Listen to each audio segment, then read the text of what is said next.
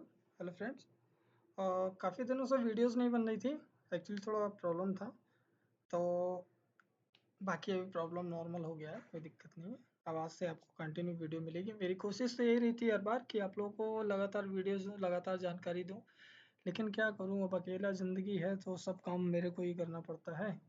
इसके लिए चलिए आज हम लोग बात करेंगे अमोनिया केमिकल के बारे में। यानी कि जो हमारे प्लांट्स में अमोनिया का टैंकर या अमोनिया का कैन इस टाइप से कुछ अगर आता है अमोनिया का सॉल्यूशन, तो हम लोग उसका स्ट्रेंथ कैसे निकालेंगे और जानेंगे कि उसमें क्या क्या पैरामीटर्स हम लोग चेक करते हैं।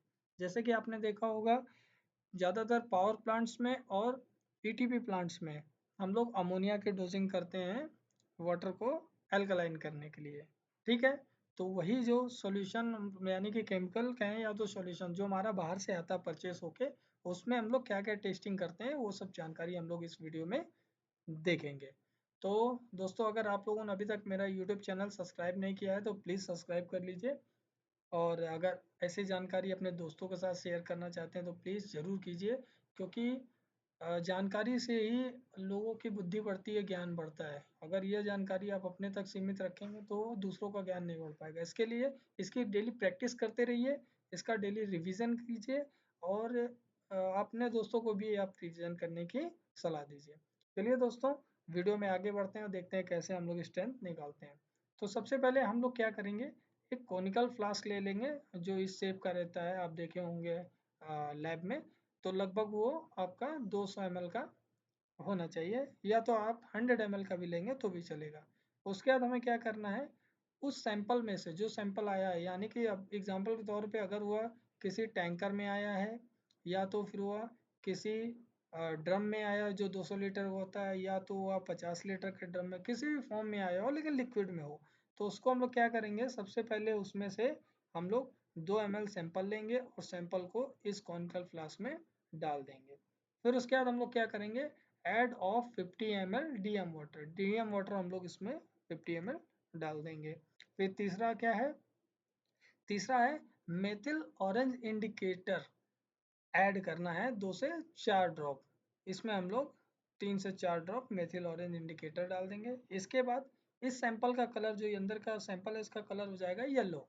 फिर उसके बाद हम लोग क्या करेंगे, titrate by 1 normality solution of HCl end point colour yellow to red.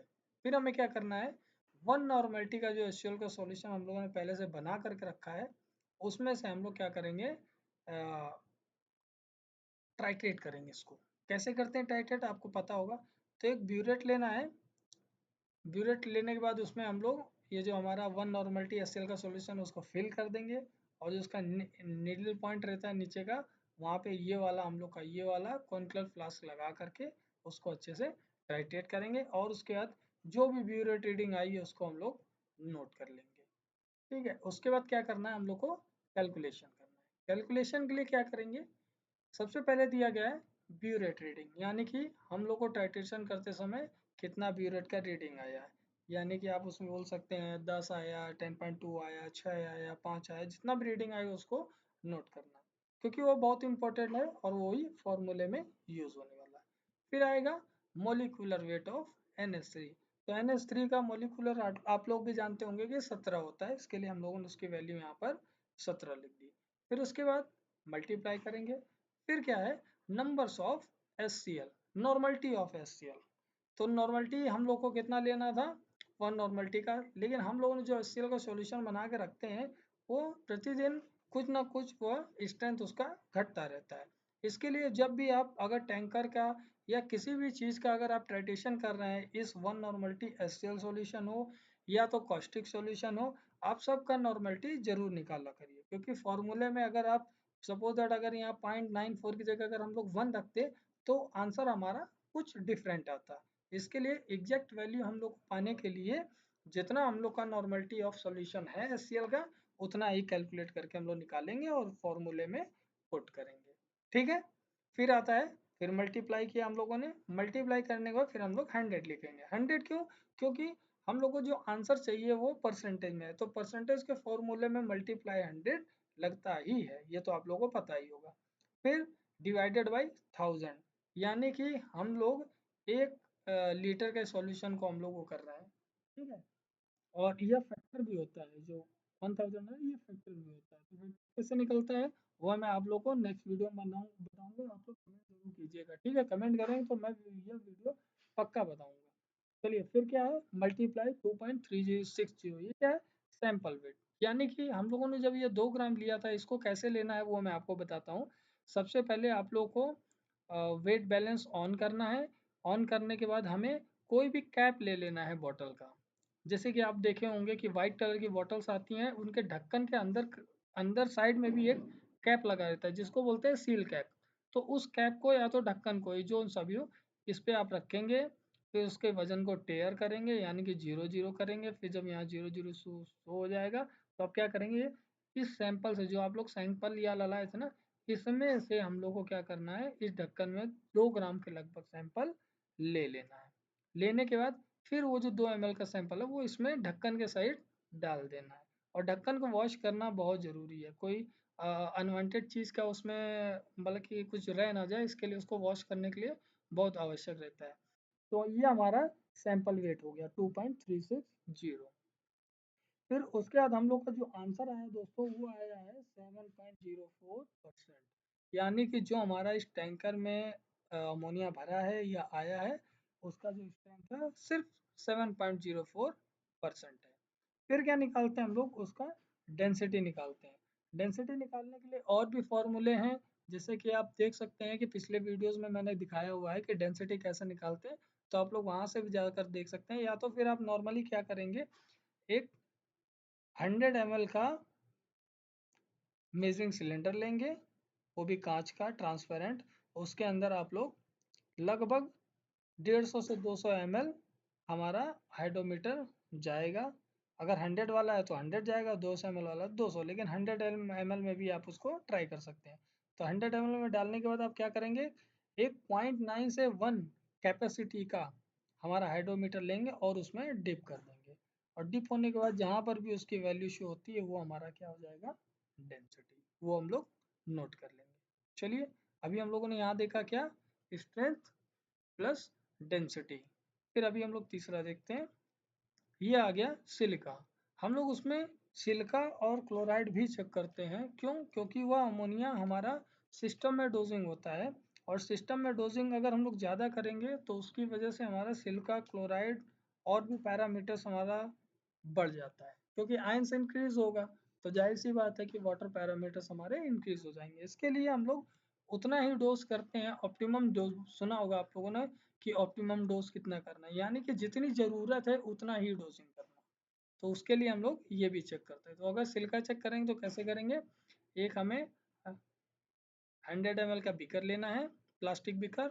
उसमें हमें वही जो सैंपल था ना, सैंपल में से 1 ml हमें अमोनिया डाल देना है और 100 ml DM वाटर डाल देना है। उसको अच्छे से शेक करना है। शेक करने के बाद हम क्या करेंगे, जो रीजेंट सिलिका बॉयलर सैंपल के लिए यूज़ करते हैं वही रीजेंट यूज़ करना है और स्पेक्ट्रोफोटोमीटर में चेक करना है। यानी कि दोस्तों, जो मैंने आप लोग को सिलिका चेक करने का मेथड बताया है पिछले वीडियो में, आप वहां से जाकर के देख सकते हैं कि वह रीजेंट कैसे प्रिपेयर किया जाता है और क्या क्या हम लोग किस किस मेथड से उसको चेक करते हैं। सारी डिटेल उस सिलिका वाले वीडियो में दी हुई है, आप वहां से जाकर के देख सकते हैं। तो उसी तरह सेम प्रोसीजर आप फॉलो कर सकते हैं। बस इसमें डिफरेंट ये है कि यह डाइल्यूशन फैक्टर से बनाया गया, मतलब कि किया जा रहा है। क्यों, क्योंकि वहां पर हम लोग अगर सिलिका चेक करते थे तो सैंपल को हम लोग डायरेक्ट 50 ml ले लेते थे, लेकिन यहाँ हमने क्या किया कि 1 ml हमने सैंपल लिया है और 100 ml DM वाटर मिला है। तो क्या हो गया, यह 100 टाइम का डाइल्यूशन हो गया। तो क्या होगा, आंसर जो भी है, सपोज दैट अगर आंसर हमारा 100 आ रहा है तो उसको क्या करेंगे हम लोग, मल्टीप्लाई, ये जो 100 है ना, ये 100 रखेंगे तभी हमारा फुल आंसर आ जाएगा। ठीक है, मल्टीप्लाई 100, यानी कि हमारा कितना आंसर आ जाएगा, 100 × 100 यानी कि 10,000। ठीक है, लगभग 10,000 के अराउंड ये आ जाता है। ठीक है, चलिए अभी सिलिका देखते हैं, क्लोराइड। फिर 1 ml NH3 लेना है एंड 100 ml DM वाटर लेना है, किसमें, वही प्लास्टिक वाले अलग अलग बीकर में, क्योंकि अभी हम लोग दूसरा पैरामीटर चेक कर रहे हैं, इसको हम लोग क्लोराइड कहते हैं। तो क्लोराइड भी सेम वही आपने डाल दिया और 1 ml डालने के बाद 100 ml आपने DM वाटर ले लिया और उसके बाद आप क्या करेंगे, कि जो रीजेंट क्लोराइड बॉयलर सैंपल के लिए यूज करते हैं वही रीजेंट यूज करना है और स्पेक्ट्रोफोटोमीटर में चेक करना है। ठीक है दोस्तों, तो इस तरह से हम लोग का सिलिका क्लोराइड और स्ट्रेंथ और डेंसिटी हम लोग के कितने पैरामीटर हो गए, 1 and 2 and 3 and 4, हम लोगों ने 4 चीजें चेक करी इस टैंकर में। तो यही है दोस्तों कि इसी तरह से और भी पैरामीटर्स या सॉल्यूशन कैसे बनते हैं, कैसे क्या क्या चेक किया जाता है, उन सब की जानकारी मैं आप लोगों को देता रहता हूँ और आगे भी देता रहूँगा राम जी की दुआ से। ठीक है, बाकी प्लीज़ मेरे चैनल को सब्सक्राइब जरूर करें एंड वीडियो को शेयर करें और लाइक करें, कमेंट करें अगर आपको कुछ नहीं समझ में आता है या आपको कुछ डिफरेंट कुछ जानकारी चाहिए तो उसके ऊपर भी मैं एक वीडियो बना दूंगा, नहीं तो आप पर्सनली मैं आपको उसी मैसेज में रिप्लाई कर दूंगा। चलिए दोस्तों, आज के लिए बस इतना ही, मिलते हैं नेक्स्ट वीडियो में, तब तक के लिए पढ़ते रहिए, बढ़ते रहिए। Thank you.